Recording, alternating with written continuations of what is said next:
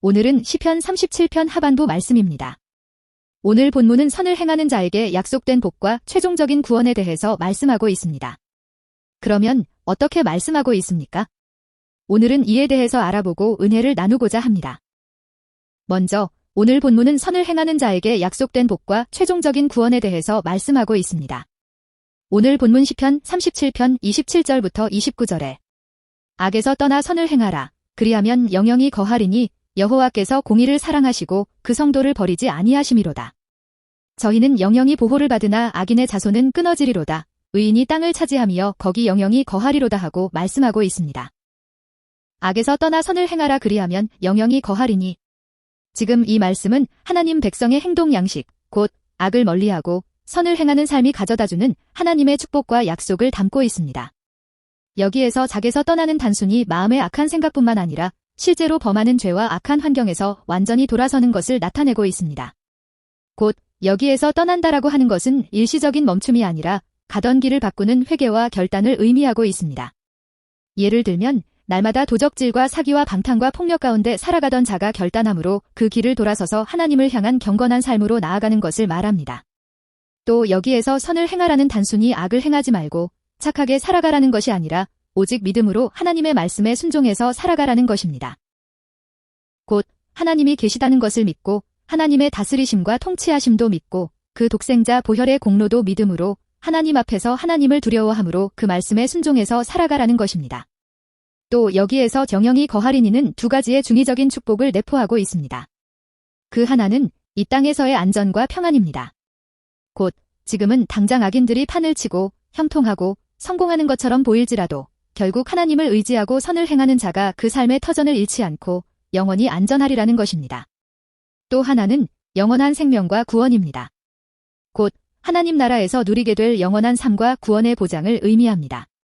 다시 말해 지금 이 구절 말씀은 우리 하나님의 백성이 악한 자들의 형통이나 핍박 등으로 인해 흔들리지 않고 오히려 선을 행할 때 하나님께서는 그 믿음을 보시고 그 백성과 함께 하시고 그 삶을 책임져 주실 뿐만 아니라 저 천국에 들어가서 영원한 평안 가운데 살아가게 하시리라는 것입니다.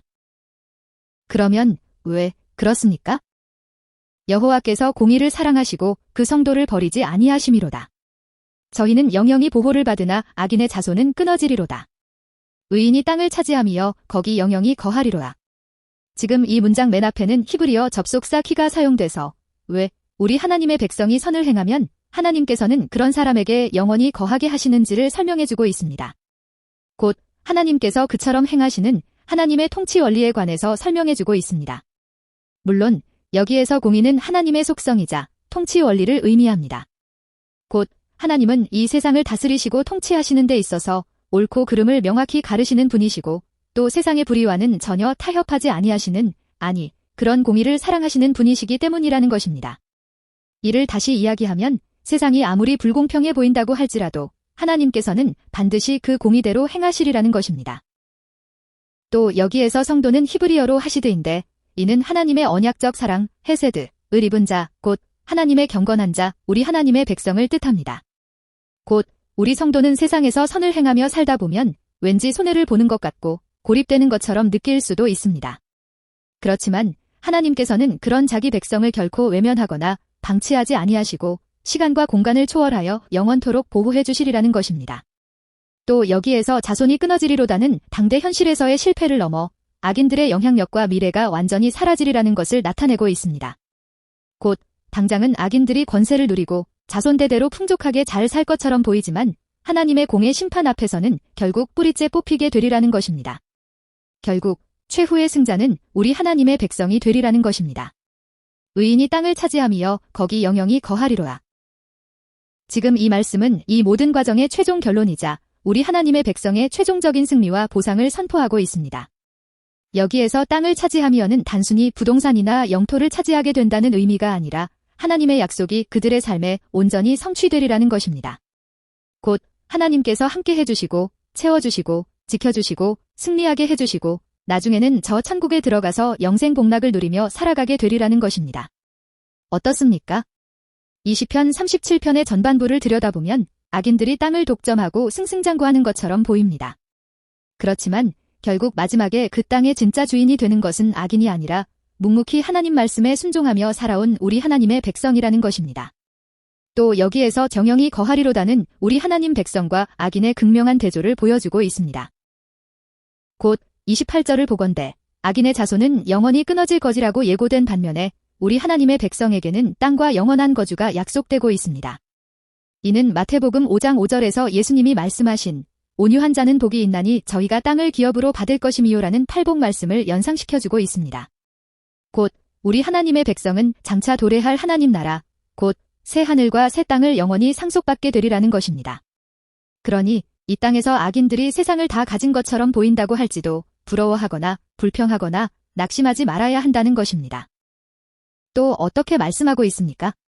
오늘 본문 시편 37편 30절부터 33절에 의인의 입은 지혜를 말하고 그 혀는 공의를 이르며 그 마음에는 하나님의 법이 있으니 그 걸음에 실족함이 없으리로다. 악인이 의인을 엿보아 살해할 기회를 찾으나 여호와는 저를 그 손에 버려두지 아니하시고 재판 때에도 정죄치 아니하시리로다 하고 말씀하고 있습니다. 의인의 입은 지혜를 말하고 그 혀는 공의를 이르며 그 마음에는 하나님의 법이 있으니 그 걸음에 실족함이 없으리로다. 지금 이 말씀은 그렇다고 한다면 그 땅을 차지하게 될 우리 하나님 백성의 구체적인 삶의 모습은 과연 어떠해야 하는가에 대해서 말씀하고 있습니다.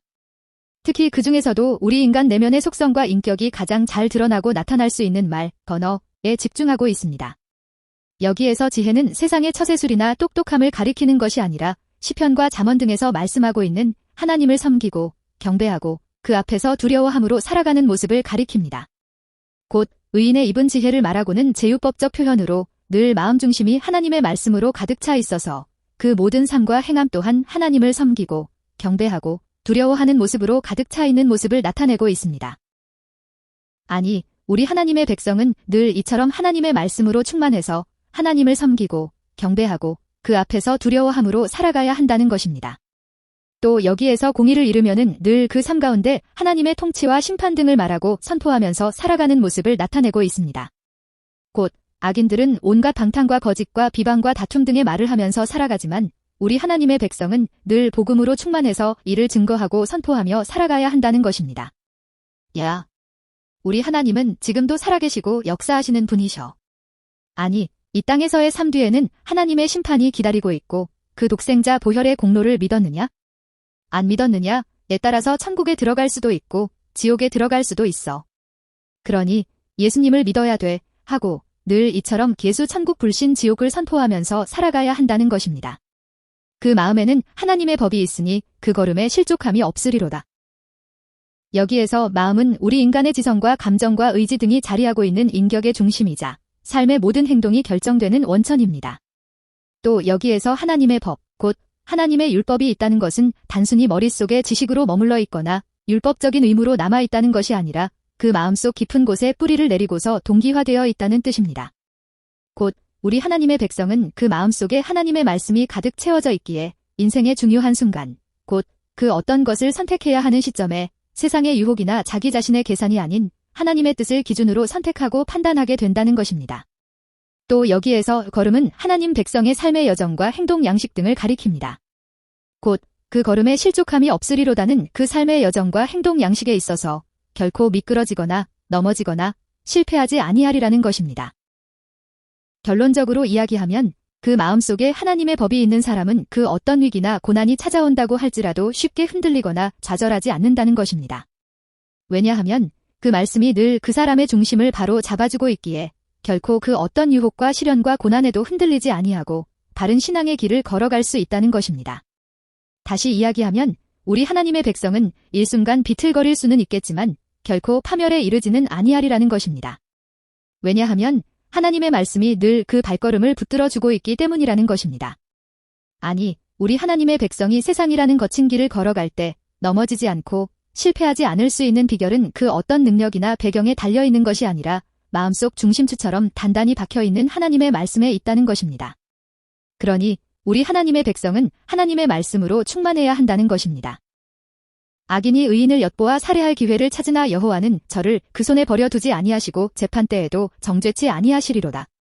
지금 이 말씀은 다시 한번 더 우리 하나님의 백성이 이 땅에서 아무리 바르게 살아간다고 할지라도 우리 하나님의 백성을 향한 악인들의 공격은 끊임없이 이어지게 되리라는 것을 나타내고 있습니다. 여기에서 엿보아는 마치 맹수가 먹잇감을 사냥하기 위해 수풀 속에 숨어서 그 숨을 죽이고 관찰하는 모습을 연상시켜주고 있습니다. 곧 악인들이 이처럼 행하는 것은 일시적인 충동이 아니라 오직 그 본능에 매여서 우리 하나님 백성의 약점을 찾아내기 위해 끊임없이 노력하고 집요하게 틈을 노리는 그런 사악한 자들이라는 것을 고발하고 있습니다. 다시 말해 우리 하나님의 백성은 이 세상에서 아무리 믿음을 지키고 바르게 살아가려고 노력한다고 할지라도 그러면 그럴수록 악인들은 마치 맹수와도 같이 더욱 집요하게 우리 하나님의 백성을 넘어뜨리고 집어삼키기 위해 진력하리라는 것입니다. 마치 그 아비 된 마귀가 우리 하나님 백성을 집어삼키기 위해 우리 주위를 맴도는 것처럼 또 여기에서 살해할 기회를 찾으나는 악인들의 최종적인 목적이 무엇인지를 잘 보여주고 있습니다.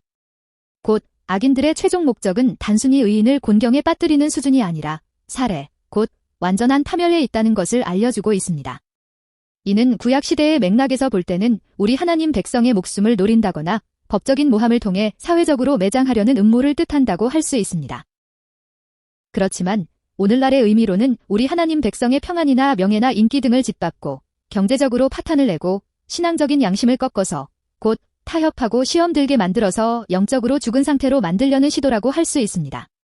곧 악인들은 우리 하나님 백성이 누리는 축복을 시기하여 완전히 깨뜨리고 싶어하는 악의 본성을 가지고 있다고 할 수 있습니다. 여호와는 저를 그 손에 버려두지 아니하시고 재판 때에도 정죄치 아니하시리로다. 지금 이 말씀은 악인들이 아무리 빈틈없이 계획을 세우고 우리 하나님 백성의 목숨을 엿본다고 할지라도 결국 그 생사의 주권은 악인에게 달려있는 아니라 하나님께 있다는 것을 선포하고 있습니다. 곧 악인들이 우리 하나님의 백성을 죽이기 위해 아무리 치밀한 계획을 세우고 행한다고 할지라도 그 계획과 실행은 실패할 수밖에 없으리라는 것입니다. 여기에서 버려두지 아니하시고는 하나님께서 방관하지 아니하신다는 의미입니다. 곧 하나님께서는 악인들의 폭력이나 음모가 우리 하나님 백성을 완전히 집어삼키기 전에 친히 그 손으로 건져내시리라는 것입니다. 다시 말해 세상의 시각으로 보았을 때는 우리 하나님의 백성이 막다른 골목에 몰린 것처럼 보인다고 할지라도 영적인 실상은 하나님의 손이 우리 하나님의 백성을 붙들고 계시기에 절대로 무너지지 아니하리라는 것입니다. 또 여기에서 재판은 두 가지의 중의적인 의미로 해석할 수 있는데 두 경우 모두 다 완벽한 승리를 보장하고 있습니다. 그 하나는 악인들이 거짓 증언과 모함으로 우리 하나님 백성을 법정에 세워 사회적으로 매장하려 할 때 이 온 세상의 재판장이신 하나님께서는 그 음모를 밝혀내시고 우리 하나님 백성의 결백함을 세상에 드러내시리라는 것입니다. 또 하나는 이 세상 종말의 때 있을 하나님의 심판을 가리키고 있다고 할 수 있는데 그날 사탄과 악한 세력이 우리 하나님 백성의 죄를 고발하고 정죄하려고 한다고 할지라도 하나님은 우리 하나님의 백성들을 결코 죄인이라고 인정하지 아니하시고 무죄하다라고 선언해 주시리라는 것입니다. 그러니 우리 하나님의 백성은 악인들이 아무리 날뛰고 기승을 부린다고 할지라도 이 세상의 재판장은 오직 하나님 한 분뿐이시라는 믿음으로 오직 하나님 한 분만을 바라보며 살아가야 한다는 것입니다. 또 어떻게 말씀하고 있습니까? 오늘 본문 시편 37편 34절부터 37절에 여호와를 바라고 그 도를 지키라. 그리하면 너를 들어 땅을 차지하게 하실 것이라. 악인이 끊어질 때에 내가 목도하리로다. 내가 악인의 큰 세력을 본즉 그 본토의 선풀은 나무의 무성함 같으나 사람이 지날 때에 적과 없어졌으니 내가 찾아도 발견치 못하였도다. 완전한 사람을 살피고 정직한 자를 볼지어다. 화평한 자의 결국은 평안이로다 하고 말씀하고 있습니다. 여호와를 바라고 그 도를 지키라. 그리하면 너를 들어 땅을 차지하게 하실 것이라. 악인이 끊어질 때에 내가 목도하리로다. 지금 이 말씀은 고난받는 우리 하나님의 백성을 향한 다윗의 가장 강력한 권면이자 악인과 우리 하나님 백성의 최종적인 운명을 한눈에 보여주는 선언이라고 할 수 있습니다. 여기에서 바라고는 단순히 막연하게 기대하는 것이 아니라 하나님의 때를 묵묵히 인내하며 기다리는 것을 나타냅니다. 곧 내 눈앞에서 악인이 승리하는 것처럼 보인다고 할지라도 이에 대해 조금도 조급해하거나 원망하지 않고 오직 하나님의 주권, 그 통치하심만을 믿고 신뢰하라는 것입니다. 또 여기에서 그 도를 지키라는 악인들이 아무리 날뛴다고 할지라도 그들과 타협하거나 똑같이 악한 방법을 쓰지 말고 하나님 말씀의 길을 끝까지 지키고 따르라는 의미입니다. 또 여기에서 너를 들어는 인내하며 믿음을 지킨 자에게 주어지는 영광스러운 보상의 결과라고 할 수 있는데 그동안 악인들에 의해 억울하게 짓밟히고 낮아졌던 우리 하나님의 백성을 하나님께서는 친히 모든 사람이 지켜보는 앞에서 높여주시고 땅을 차지하게 하시리라는 것입니다. 곧 하나님께서 함께 해주시고 지켜주시고 승리하게 해주시고 더 나아가 저 천국에 들어가서 영생 복락을 누리며 살아가게 하시리라는 것입니다. 이를 다시 이야기하면 세상의 진짜 주인, 곧 하나님 나라의 진정한 상속자는 결국에는 끝까지 믿음을 지킨 하나님 백성의 몫이 되리라는 것입니다. 또 여기에서 내가 목도하리로다는 지금은 비록 악인들이 큰소리치고 우리 하나님의 백성은 숨어 지내는 것 같지만 결말은 정반대가 되리라는 것입니다. 곧 우리 하나님의 백성은 안전한 자리에 우뚝 서서 그 화려하고 영광스러웠던 악인들이 하나님의 심판을 받아 흔적도 없이 사라지는 모습을 눈으로 똑똑히 보게 되리라는 것입니다. 내가 악인의 큰 세력을 본즉 그 본토에 선 푸른 나무의 무성함 같으나 사람이 지날 때에 적과 없어졌으니 내가 찾아도 발견치 못하였도다. 지금 이 말씀은 우리가 현실에서 마주치는 자기네 압도적인 기세에 대해서 비유를 통해 생생하게 묘사하고 있습니다. 곧 다윗은 자신이 직접 눈으로 목격했던 악인의 번영을 시각적으로 표현하고 있습니다. 여기에서 큰 세력은 두려움을 주는, 공포감을 주는이라는 뜻으로 이는 단순히 부유한 상태를 넘어서 주변을 압도하고 두려움과 공포감을 주는 강력한 폭력성과 권력을 의미합니다.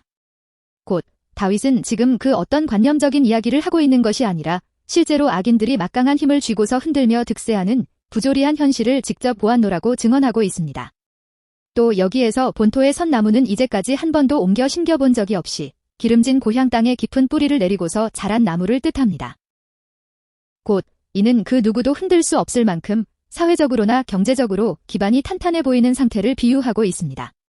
또 여기에서 푸른 나무의 무성함은 마치 사시사철 푸른 잎과 무성한 잎을 자랑하며 거대하게 우거진 나무처럼 악인들의 권세와 부와 위용 등이 절대 마르지 않고 영원히 번창할 것처럼 보이는 착시 효과를 나타내고 있습니다. 곧 이는 메마르고 메마른 광야 같은 세상에서도 유독 혼자서만 독야청청 엄청난 생명력을 뿜어내고 있는 악인의 모습이라고 할 수 있습니다. 그런데 어떻게 되었다는 것입니까? 사람이 지날 때에 적과 없어졌으니 내가 찾아도 발견치 못하였도다. 지금 이 말씀은 그 화려하고 웅장했던 악인들의 영광과 권세가 과연 어떻게 끝나버렸는지 그 허무하고도 완벽한 종말을 보여주고 있습니다.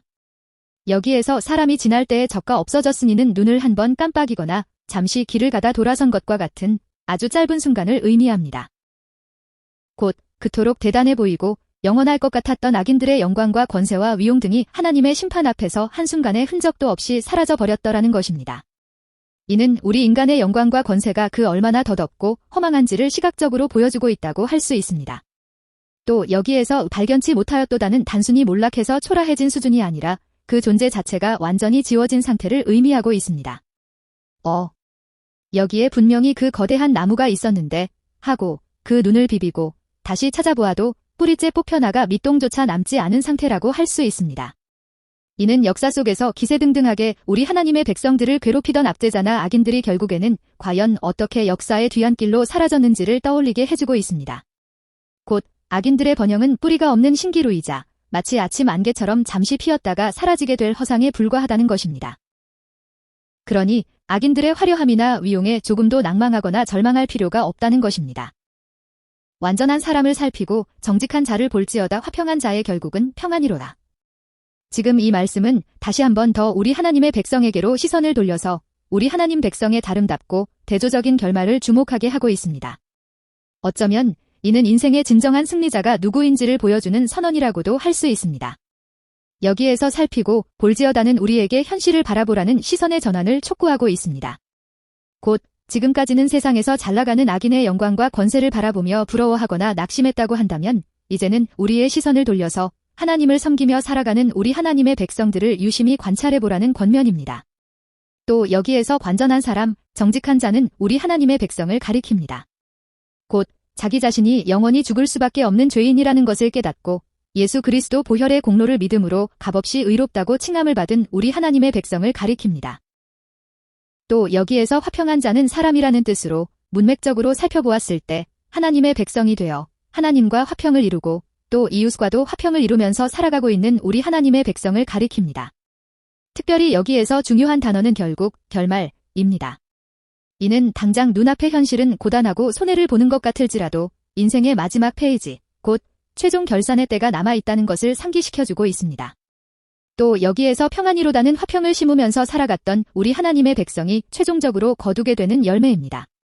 곧 악인의 결말은 찾아도 발견하지 못할 만큼의 완전한 파멸이었지만 우리 하나님 백성의 결말은 완벽한 안식과 평안과 행복과 건강이라는 것입니다. 물론 여기에서 평안은 일시적인 것이 아니라 하나님의 품 안에서 누리게 되는 영원하고도 흔들리지 않는 궁극적인 평안을 의미합니다.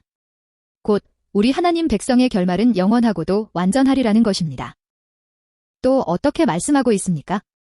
오늘 본문 시편 37편 38절부터 40절에 범죄자들은 함께 멸망하리니 악인의 결국은 끊어질 것이나 의인의 구원은 여호와께 있으니 그는 환난 때에 저희 산성이시로다. 여호와께서 저희를 도와 건지시되 악인에게서 건져 구원하심은 그를 의지한 연고로다 하고 말씀하고 있습니다. 범죄자들은 함께 멸망하리니 악인의 결국은 끊어질 것이나 의인의 구원은 여호와께 있으니 그는 환난 때에 저희 산성이시로다. 지금 이 말씀은 악인들의 예외 없는 비극적 종말을 다시 한번 엄중하게 선포하고 있습니다. 어쩌면 이는 악인들의 운명을 최종적으로 확정짓는 법정적 선고와도 같다고 할 수 있습니다. 여기에서 범죄자들은 단순히 어쩌다 실수를 범한 사람들이 아니라 하나님의 법을 고의로 거역하고 우리 하나님의 백성을 괴롭히던 악인들을 총칭합니다. 또 여기에서 함께 멸망하리니는 두 가지의 의미를 지니고 있습니다. 첫째는 악인들이 쌓아 올린 권세나 재물이나 명예 등은 그들의 육신과 함께 동시에 한꺼번에 파멸한다는 뜻이고, 둘째는 그들이 아무리 연대하고 세력을 모아 굳건한 동맹을 맺는다고 할지라도 하나님의 심판 앞에서는 누구나 예외 없이 멸망의 길로 가게 된다는 완전한 심판을 의미하고 있습니다.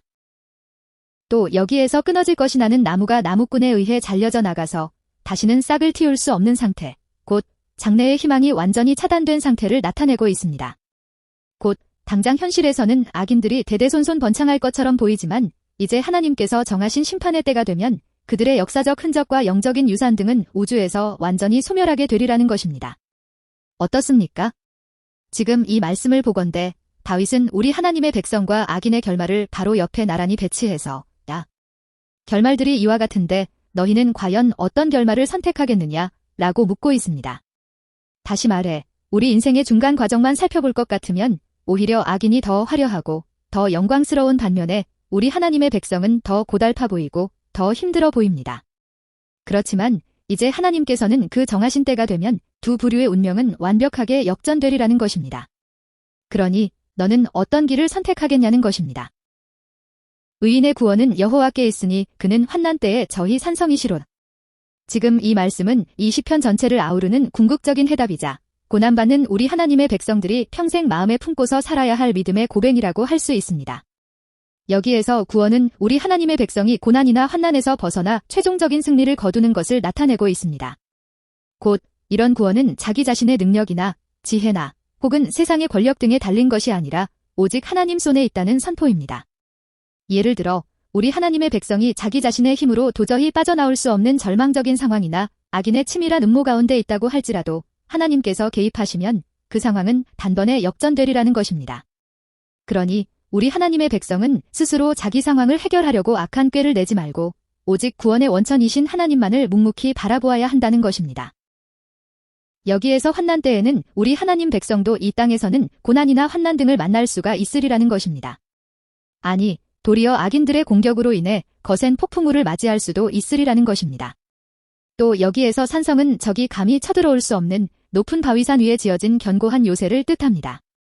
곧 악인들이 사방에서 화살을 쏘아대고 공격해온다 할지라도 하나님은 우리 하나님 백성의 요새이시기에 하나님께로 피한 자는 그 어떤 상처도 입지 않고 완벽하게 보호를 받으리라는 것입니다. 그러니 우리 하나님의 백성은 인생의 거센 환난이나 불의가 몰아칠 때는 내 힘으로 버티려 하지 말고 오직 구원자가 되시는 하나님께 피하여야 한다는 것입니다. 그러면 하나님께서는 그 백성을 완벽하게 숨겨주시고 지켜주시는 가장 안전하고도 강력한 요새가 되어주시리라는 것입니다. 여호와께서 저희를 도와 건지시되 악인에게서 건져 구원하심은 그를 의지한 연고로다. 지금 이 말씀은 지금까지 다윗이 장황하게 설명해온 모든 이야기를 한 문장으로 압축하여 막을 내리는 쥐대한 결론입니다. 곧 하나님 구원의 역사를 아주 구체적이고도 역동적인 세 개의 동사를 통해서 표현하고 있습니다. 여기에서 도하는 환난 중에서 낙심하지 않도록 영적인 힘과 위로를 공급하심을 나타내고 있고, 건지시되는 악인이 쳐놓은 덫과 위기 상황 속에서도 끄집어내 주심을 나타내고 있고, 또 구원하심은 최종적으로 악인의 소나귀에서 완전히 구출해서 영원한 안전을 보장하시리라는 것을 나타내고 있습니다. 곧 하나님의 구원은 관념적인 말에 그치지 않고 악인들의 구체적인 공격으로부터 우리 하나님의 백성을 완벽하게 끄집어내시는 실제적인 행동이라는 것을 선포하고 있습니다.